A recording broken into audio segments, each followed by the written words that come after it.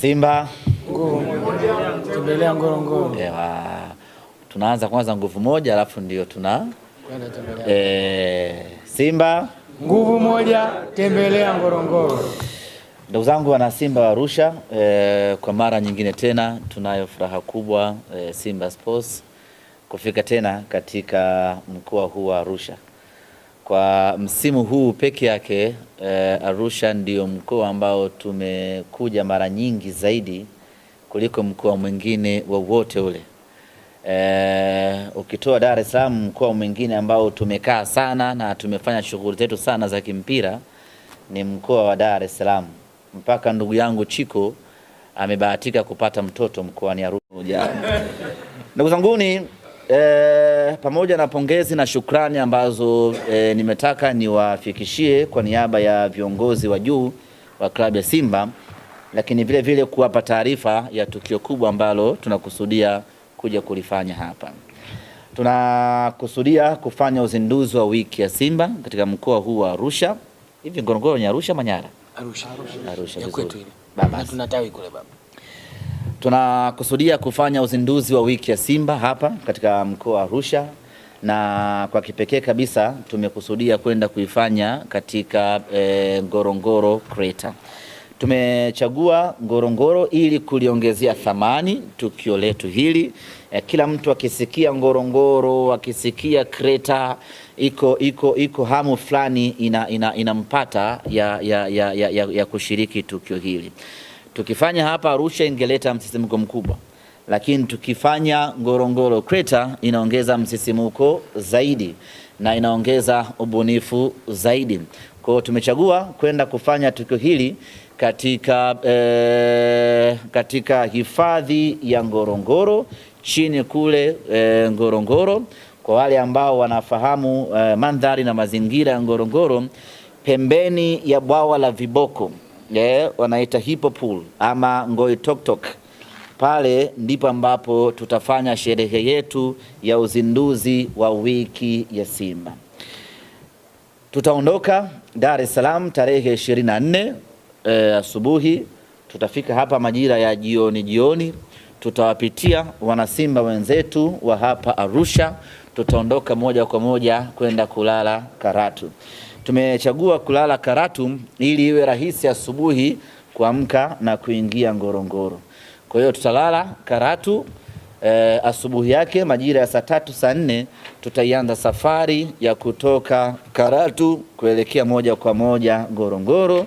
Tutashuka chini wanasimba wote moja kwa moja mpaka eneo la Ngoitoktok, ambapo hapo tutafika, tutashuka kwenye magari ambayo tumepanda, tutakwenda kufanya shughuli yetu hapo. Tutakuwa na speech za viongozi mbalimbali ambao watahudhuria tukio hilo. Tutakuwa na burudani za muziki na hapa na pale na kigoma cha King Faida. Tutaburudika vya kutosha pale. Tutaizindua rasmi wiki ya Simba hapo, na baada hapo tutarejea kwenye mabasi. Tutarejea kwenye mabasi, tutarejea moja kwa moja mpaka Arusha. Wa Arusha watabaki Arusha na wa mikoa mingine vile vile wataondoka kuelekea katika mikoa yao, na baada hapo kitakachofuata itakuwa ni mfululizo wa matukio ndani ya wiki hiyo ya Simba. Nafahamu kwa hapa Arusha mtakuwa mna matukio yenu na nyie ya kufanya kuelekea katika wiki hiyo, lakini kubwa tunasisitiza matukio ya kijamii. Kama mtatoa damu, ahlan wa sahala. Kama mtalisha yatima, kama mtasaidia wazee, mtafanya usafi hospitali, sokoni, chochote mtakachoweza kufanya, fanyeni kwa ajili ya kuadhimisha miaka 90 ya Simba Sports na kuadhimisha wiki ya Simba kuelekea katika kilele cha siku ya Simba almaarufu Simba Day.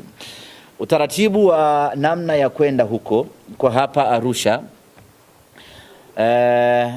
watu wote watakao kwenda Arusha, gharama za kuingia Ngorongoro mle ni juu ya sisi Simba Sports Club pamoja na Ngorongoro. Kwa maana kwa fupi ni kwamba watu wataingia bure.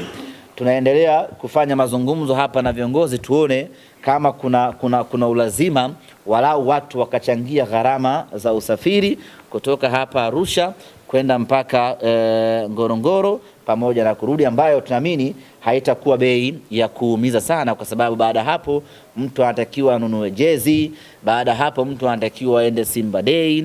Kwa hiyo tukio hili halitakuwa na gharama kubwa ya kuumiza watu. Dhana ya kwanza ilikuwa ni kufanya bure, yani kila mwana Arusha, kila mwana Simba anayetaka kujumuika tufanye bure, ili tutimize dhana ya kuwa na watu wengi, lakini vile vile dhana ya kila mwana Simba kushiriki katika tukio hili.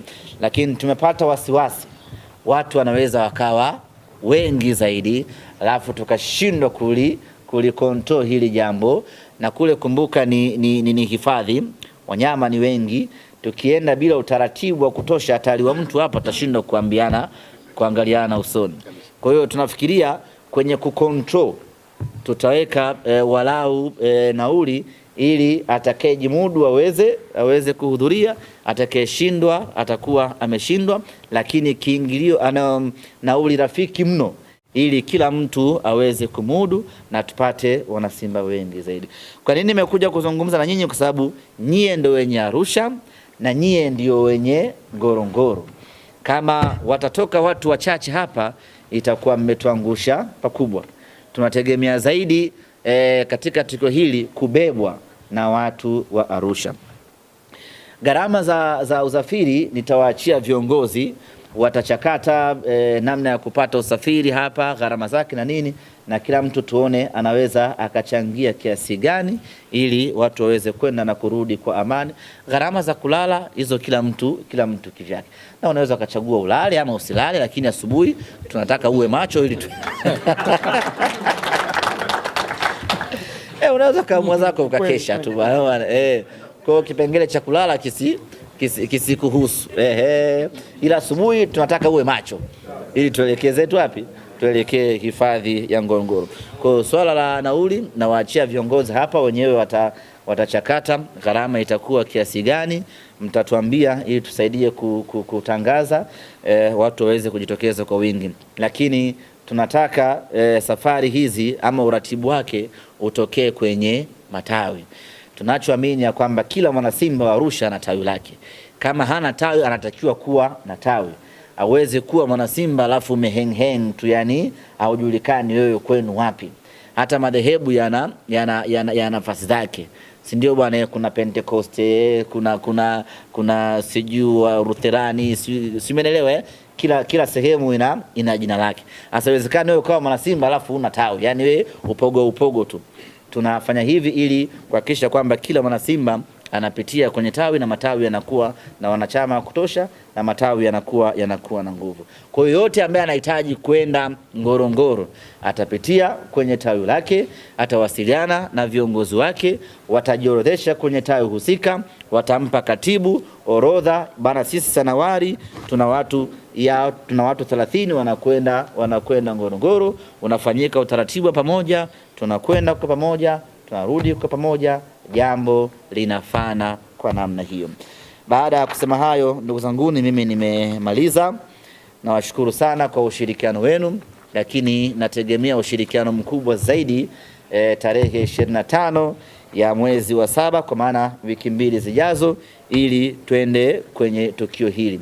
Na ninashauri na ninaomba, kwa kuwa jezi itakuwa bado haijazinduliwa tarehe 25, watu wote tuvae jezi nyekundu siku hiyo, jezi ya msimu huu. Nadhani kila mmoja anaifahamu. Tunavaa hiyo jezi nyekundu ili picha ikipigwa ikatembea duniani, mtu ajue kabisa hawa ni watu ambao wanatokea kwenye jamii moja.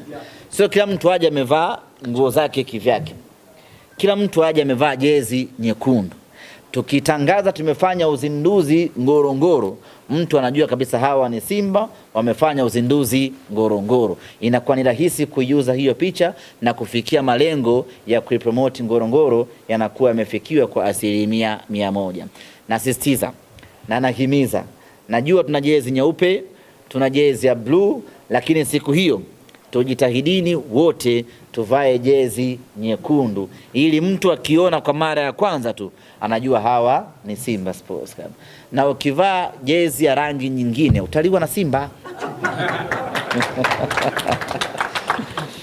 Kwa ndugu zangu, ni baada ya kusema hayo niseme asanteni sana. Tunakwenda Ngorongoro na slogan yetu inasema the pride returns home, kwa maana ya kwamba fahari inarudi nyumbani. Fahari inarudi nyumbani kwa maana ya kwamba historia ya mwanadamu imeanzia Ngorongoro. Fuvu la mwanadamu wa kwanza lipo Ngorongoro. Maana yake ni kwamba sisi binadamu nyumbani kwetu ni Ngorongoro. Kwa hiyo tunarudi wapi? Nyumbani kwetu Ngorongoro. Lakini Ngorongoro ndio hifadhi yenye simba wengi zaidi duniani. Maana yake ni kwamba kule wapo ndugu zetu wengi simba kule. Kwa lazima twende tukawatembelee, twende tukawaoneshe mataji tuliyopata msimu huu, twende tukawaahidi mazuri ya msimu unaokuja, twende tukafahamiane, yani simba binadamu, twende tukaonane na simba wanyama tuweze kufahamiana. Sijui tunaelewana jamani hatuwezi kukua ndugu ambao hatutembeleani, ndugu ambao hatufahamiani. Lazima tuwatembelee ndugu zetu kule Simba, twende tukaonane macho kwa macho. Sasa tabii tusilete udugu ukajifanya ndugu zako wale ndio kushuka. Nitashuka mimi. Mmoja pale wana jambo lao wanafanya. Na nafikiri itakuwa ni safari nzuri yenye starehe kubwa ndani yake. Kwenye bwawa la Kiboko. Thabiti hapa anaonyesha kwamba yeye sio mshamba, ashafika Ngorongoro. Kwa hiyo itakuwa ni safari nzuri ya kustarehe, na uzuri wake hiki ndio kipindi cha utalii mwezi wa 7 wa 6 huu. Kwa hiyo tuta enjoy vitu vingi, tutaona wanyama wengi, na mwisho siku litabaki kuwa ni tukio lenye kukumbukwa vizazi na vizazi. Baada ya kusema haya, ndugu zanguni, kama kutakuwa kuna maoni, kama kutakuwa kuna maswali, kama mtakuwa hamjaridhia watu wa Arusha kwenda kulala Karatu, mnaweza vile mkatoa maoni yenu ya kwamba sisi tutaondokea Karatu, tutaondokea Arusha asubuhi, tutawapitia nyie Karatu, twende moja kwa moja Ngorongoro. Yote hayo ni maoni. Muhimu tu ni kwamba tusipotezane, yani si kafika saa 6 nyie bado hamjafika Karatu, sisi tunatakiwa kwenda. Kwa hiyo yote hayo ni maoni tunapokea. Tunachotaka kufanya ni kwamba kila mtu awe comfortable kwenye jambo hili, isitokee mtu ikambana. Asanteni. Maoni, maswali, karibu mzee wangu. Lakini hii haiji kwa bahati mbaya. Yani kwa nini sio Mwanza? Kwa nini sio Mbeya? Kwa nini sio Morogoro? Kwa nini sio Dodoma? Kwa nini ni Arusha? Na kwa sababu Arusha ni kitovu cha Simba Sports Club.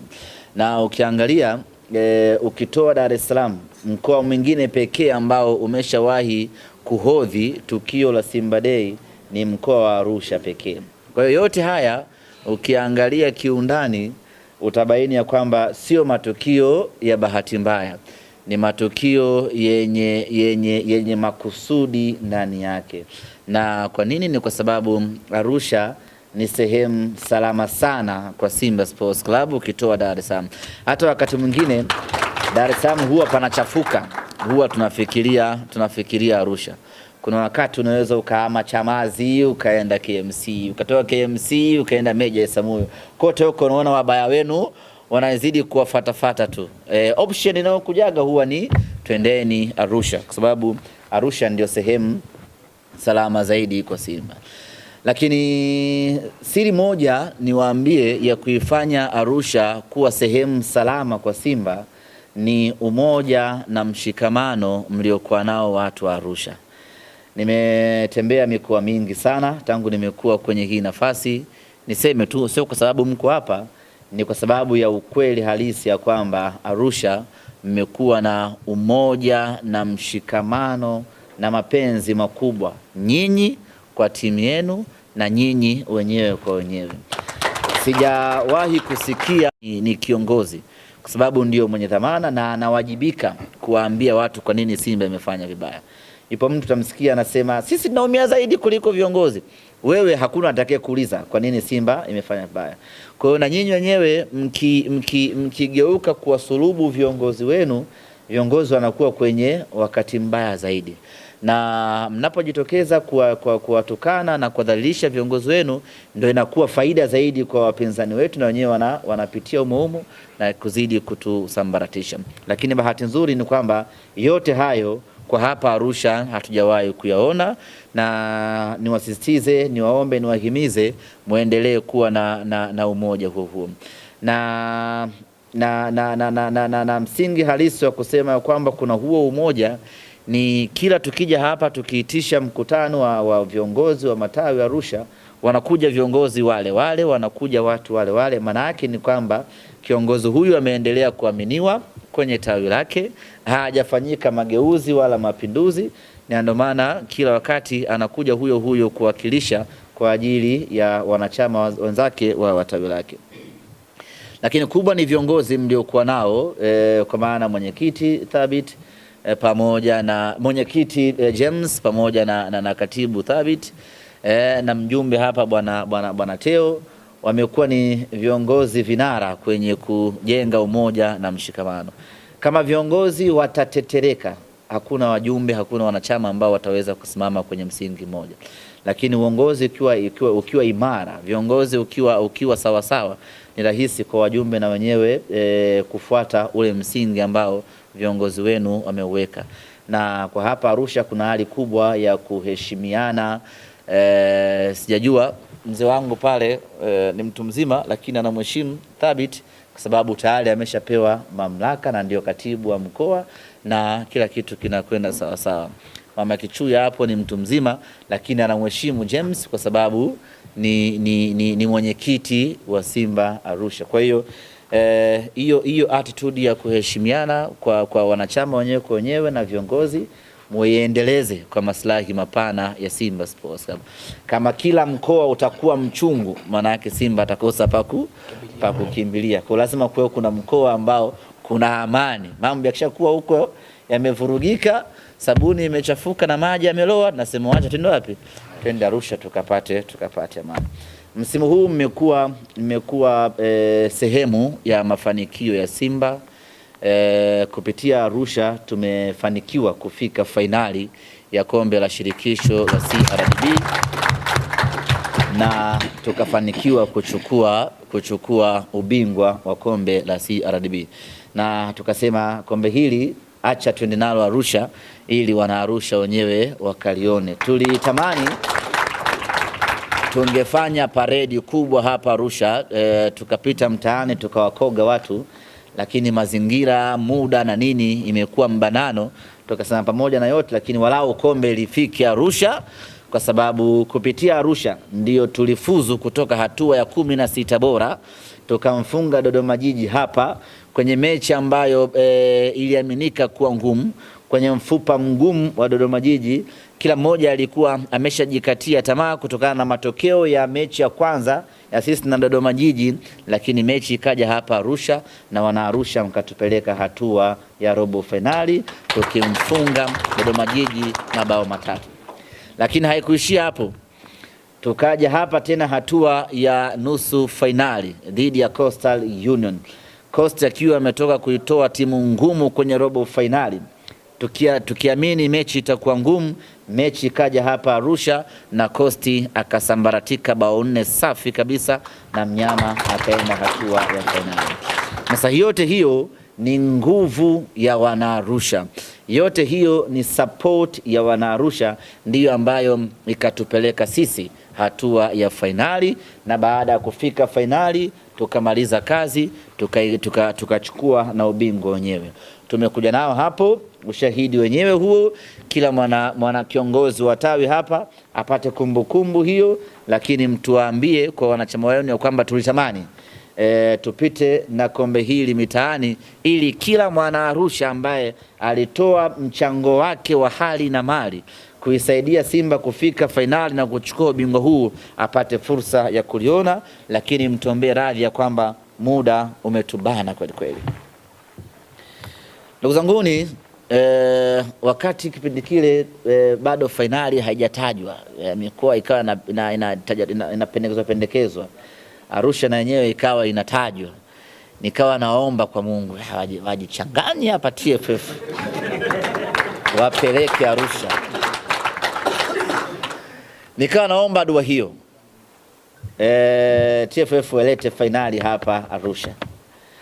Si mnaona Pemba, Azam kasema atahamia ligi ya Zanzibar. Sasa kwa hapa Arusha, baada ya mechi, Azam sio tu angetishia kuhamia ligi ya wapi, yani alikuwa anakunjukia hapa, anaingia na manga, anahamia Kenya mazima. Kile ambacho tungemfanya kama fainali ingekuja hapa Arusha.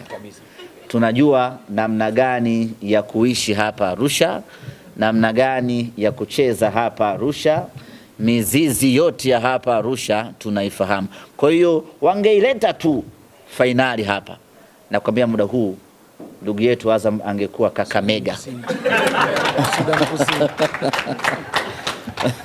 Ameanza maandalizi ya msimu.